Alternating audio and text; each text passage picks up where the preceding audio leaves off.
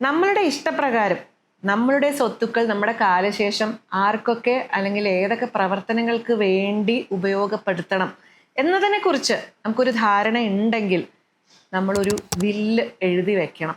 നമ്മൾ വില്ല് എഴുതാതെ മരണപ്പെടുകയാണെങ്കിൽ, അതായത് ഇൻറ്റെസ്റ്റേറ്റ് മരണപ്പെടുകയാണെങ്കിൽ, നമ്മുടെ നാട്ടിലെ സക്സഷൻ ലോസ് പ്രകാരമായിരിക്കും നമ്മളുടെ സ്വത്തുക്കൾ വിഭജിക്കപ്പെടുക.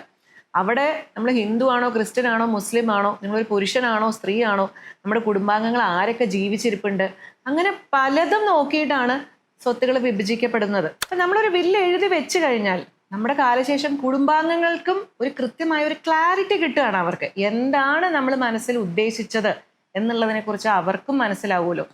അപ്പോൾ ഒരു വില്ല് എഴുതുക എന്ന് പറയുന്നത് വളരെ എളുപ്പമായിട്ട് ചെയ്യാവുന്ന ഒരു കാര്യമാണ്.